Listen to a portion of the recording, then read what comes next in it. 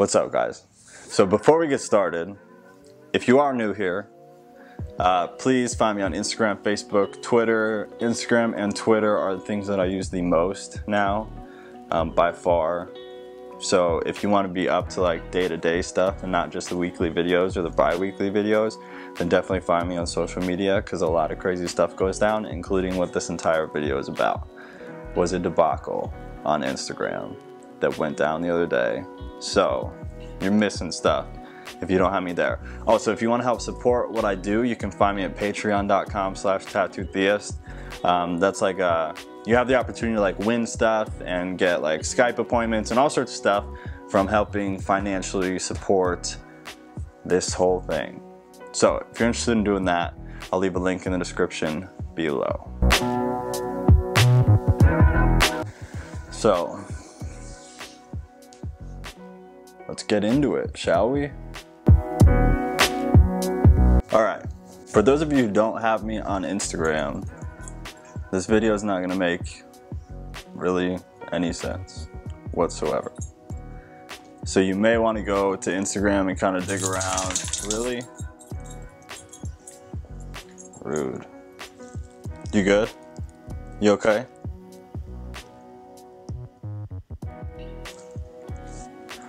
You may want to go dig around on Instagram to see what I'm talking about. But I'm going to give you like an overview so that you kind of know what's going on.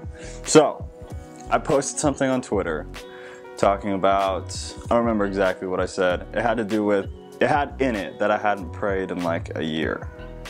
That I hadn't like actively prayed in a year.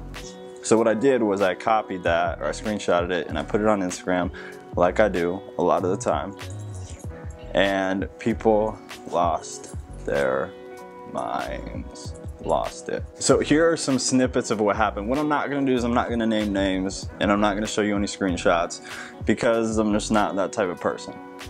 But there were tons of people who were saying all sorts of hateful stuff about how, oh, you're a horrible pastor because you don't pray, you have no business being, you should quit doing social media, you're a bad Christian, blah blah blah blah blah blah blah.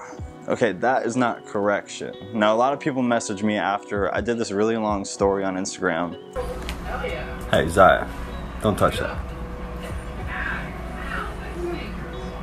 Let's get into this a little bit. Let's explore what I just posted. It is astonishing that you people want to like condemn me for being honest, one, for not praying, that I'm not being a good Christian, that I'm not following the scriptures of the Bible. You're condemning me for it. You're judging me for it. So while condemning me, you're being an absolute hypocrite because you're doing something the Bible condemns. You're doing the exact thing that you're telling me not to do.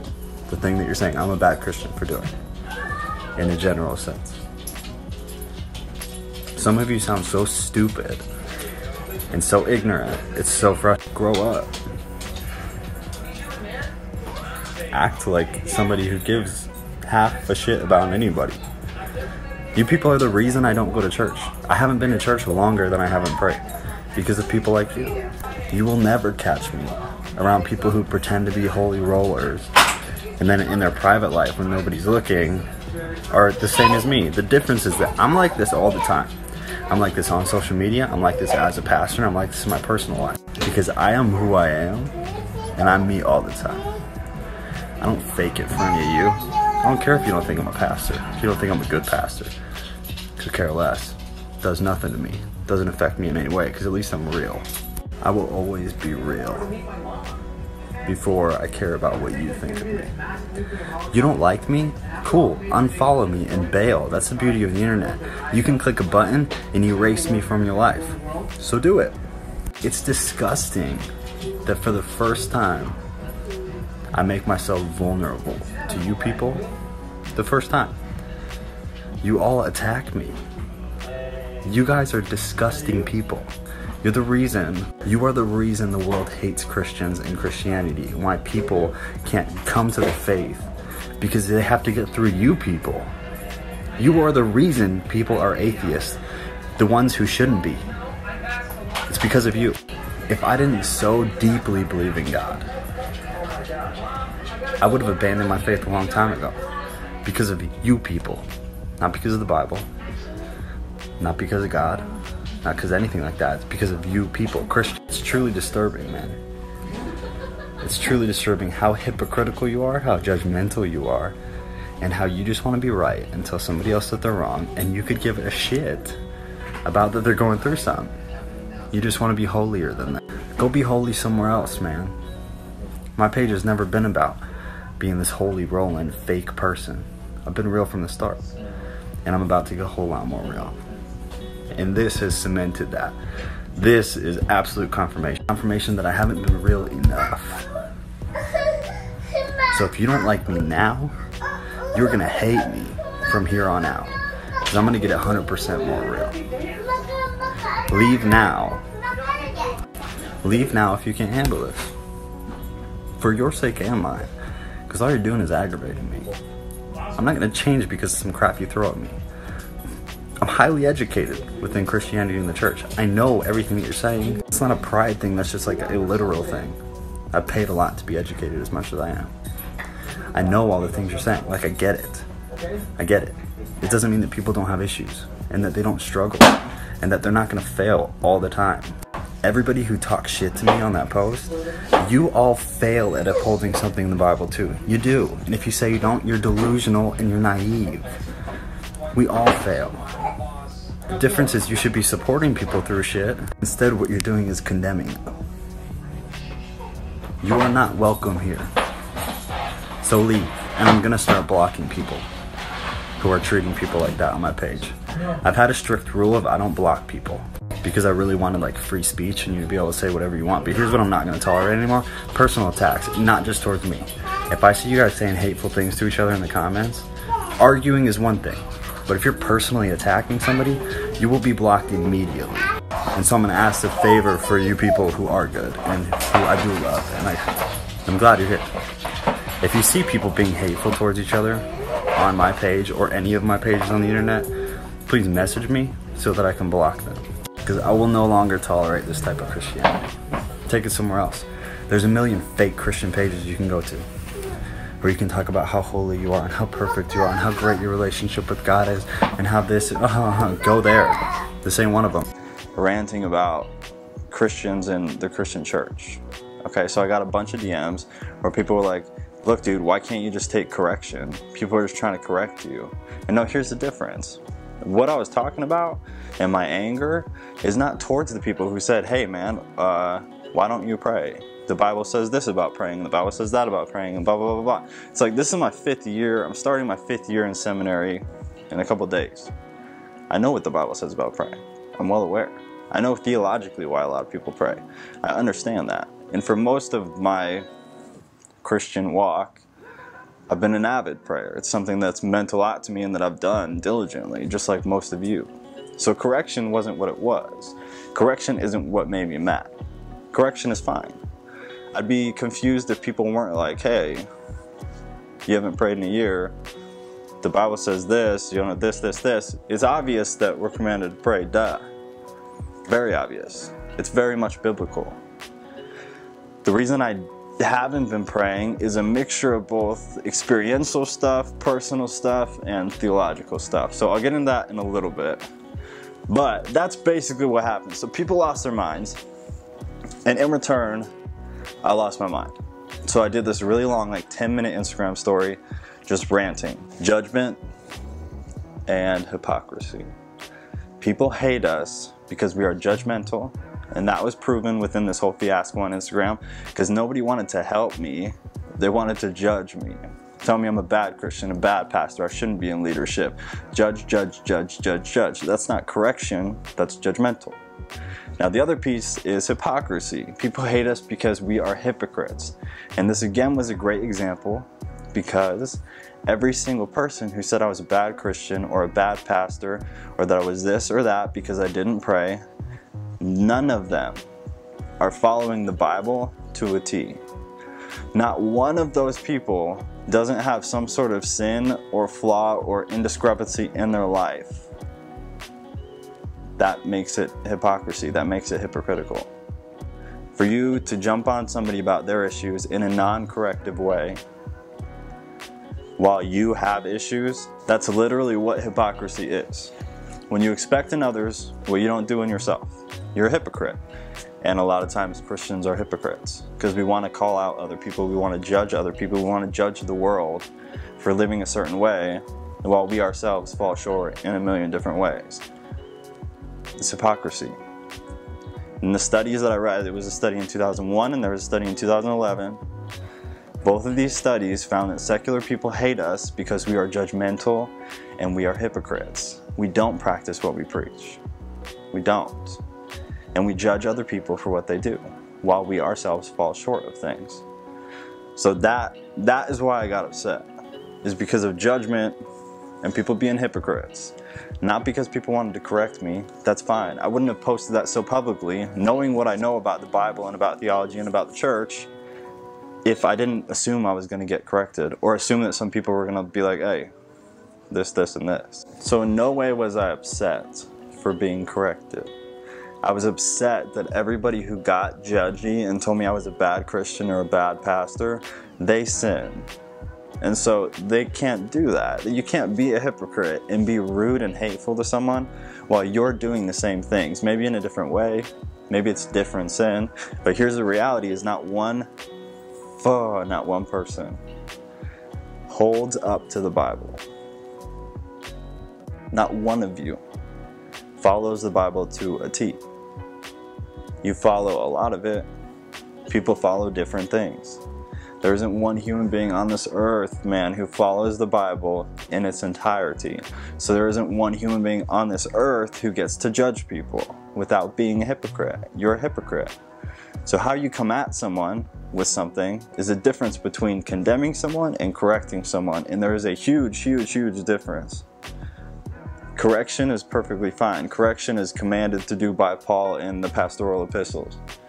Judgment is condemned by God. So let's talk about another aspect of it. A lot of people, and rightfully so, brought up the fact that I am a pastor, that I do lead a lot of people. So I should have my shit together, so to speak. That's just another huge common misconception within the church. As I said before, nobody follows the Bible to a T, including pastors. The difference is that you guys make us feel like absolute for anything that we do wrong because we are in the spotlight. So most pastors lie. There isn't one pastor you watch on Sunday morning who doesn't do something shady in his personal life, whether it's yelling at his wife, hitting his dog, like whatever, adultery, anything. And maybe it's something small. Maybe he's just a liar. Maybe he cheats when he does stuff. Maybe he cuts corners. Maybe he doesn't pay his taxes. These are all things that are morally wrong. They're all things that in the big picture biblically will be considered sin. The difference is that these pastors lie about it because of people like you. Because they'd get booed off the stage if they got vulnerable and honest with people. That's what I decided to do that day. Was I thought, hey, I have never been I've been very real about everything, but I've never let you guys into my personal life. I've never opened the door and been like, hey, this is an issue I have. As somebody who you guys come to listen to, as somebody who literally counsels a lot of you guys, and just pastors, whether that's through like messaging or these videos or whatever, I Skype with a lot of you guys. I do all sorts of stuff with you guys. So I thought it was time to get a little bit vulnerable, to open up a little bit and let you guys see what my personal life was like. Because I plan on doing a lot more of that in the near future here. So it's something that I wanted to start and kind of test the waters with. And what I found was actually really good. I found that there were a handful of people that I don't want here because they're the type of people that I can't stand. They're the type of people that make me feel disgusted to call myself a Christian. So I was happy for this because most of you are gone now. I think I lost 200, 300, 400 people on Instagram that day, and that's beautiful. I also got, I want to say it was like, by the end of it, it was just short of 500 DMs on Instagram, and easily 98% of them were people like super loving, full of support, understood where I was coming from, just wanting to like be there, wanted to ask what was wrong, what could they do, how could they help. You guys are the reason I do this. And you guys are the reason that I can be honest, the reason that I can be vulnerable, and the reason that after all this, I want to do that more, even more than I already did. See, when we make pastors feel like they have to lie and hide their issues, eventually they explode. That's why we have a lot of pastors who step down. And it's sick because a lot of churches will fire a pastor if they find out they're sinning. What? They'll ask pastors to step down if they find out that this pastor has some sort of sin in their life.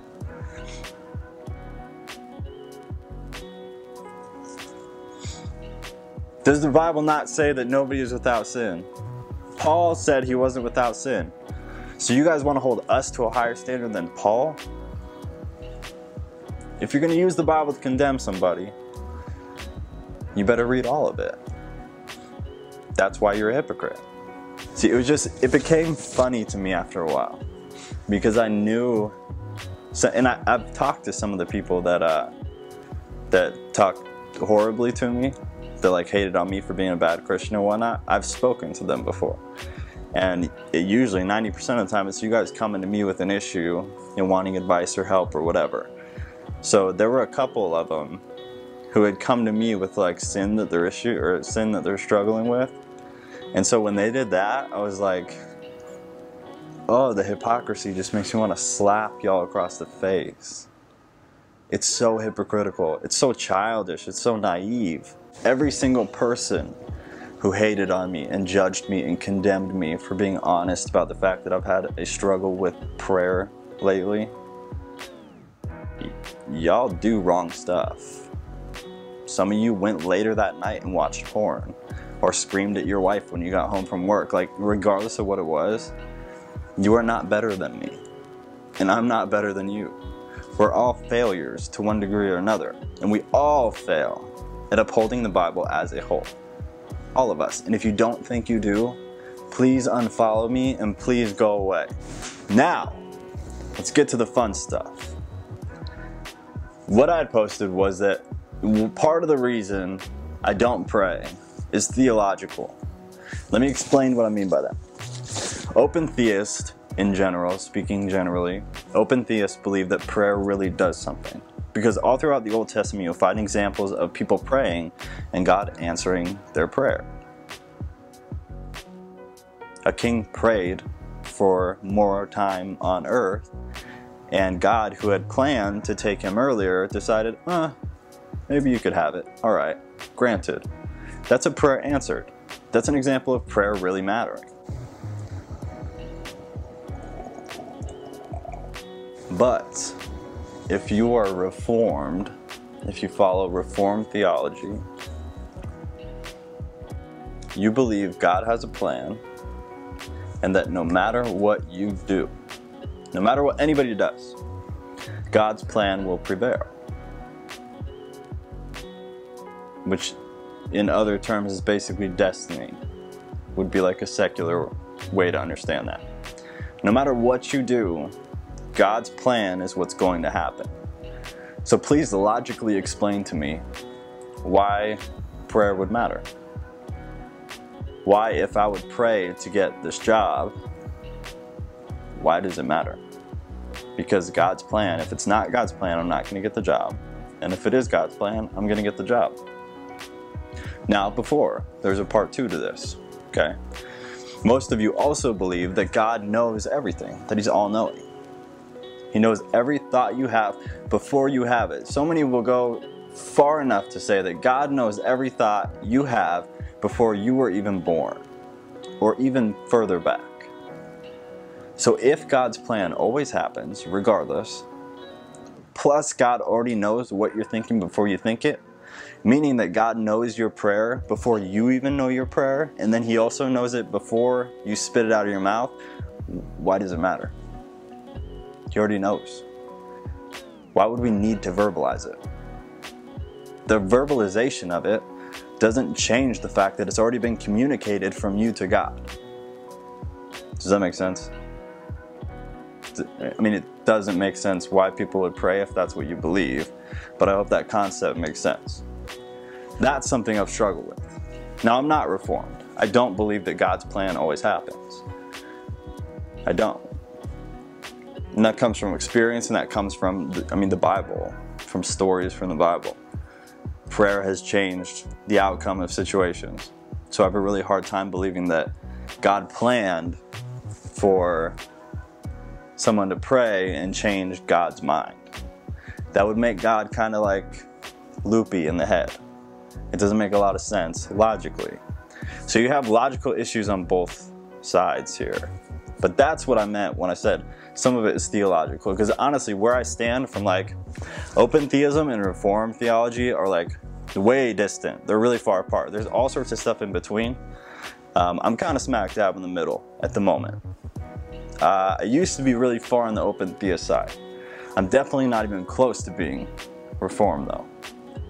So there's just a lot of stuff, man. There's a lot of stuff that I'm working through right now theologically. It's like the more I learn, the longer I've been in seminary, the more education I have within like the Bible and within theology, the more things don't make sense. The more things just don't add up. And that doesn't shake my faith in God, it shakes my faith in church history. It shakes my faith in people who are writing content that we're believing and calling fact. I don't trust commentaries, I don't trust professors, I don't trust scholars, it's all just their opinions. So I take all the opinions and I form my own ideas on them, but then even then it's just my own opinion. So really at this point where I'm at is God is all that matters, because everything else is just conjecture. We're just guessing. We're just believing some dudes thousands of years ago that said some stuff. And we're basing everything we do off of it. That's crazy to me, especially when you consider how much corruption was in the early church. That's a little crazy to me. So all in all, that's it. That was the fiasco. That was the result. That's where I'm at with prayer. It is mostly theological, but I also do have some personal stuff going on that just makes me wonder. Not about God, but about some of the things we do as Christians, some of the things we believe as Christians, and some of the things we take very seriously that I don't believe we should take very seriously. Now, prayer isn't one of them. Prayer is something that I do take very serious. It's just I'm trying to work out theologically why it matters. And I'm also trying to work out personally, because I'm having some personal issues right now, and it's affecting that. So that's it. If you guys still have questions about any of this, if I wasn't super clear about everything, feel free to message me. I reply on Instagram way faster than anywhere else, but eventually I will get to you somewhere else. Twitter I'll reply pretty fast now too, because I'm going to start using it a lot more. Facebook is definitely the slowest, but I do get to it. I hope that kind of clears up what happened and then what I was talking about, because it got real shady for a while there on Instagram. I was getting real upset with some people. But luckily, a million more people really calmed me down and instilled some hope in me, in the church, and in people. Because man, when I hear and when I meet Christians who are like that, who are judgmental and hypocrites, man, I just wanna, it just makes me sick to be a Christian. It makes me feel sick to my stomach to call myself a Christian, to put myself in the same category as them. So it got rough. But I love you guys who messaged me and who I've already talked to, and a lot of you who I haven't talked to yet because I just haven't got your message yet. I love you guys. Stay savage. I really honestly wouldn't do this crap if it weren't for you guys, because you guys are the only thing that keeps me sane amongst the crazies. So I got a lot of love, man. A lot of love.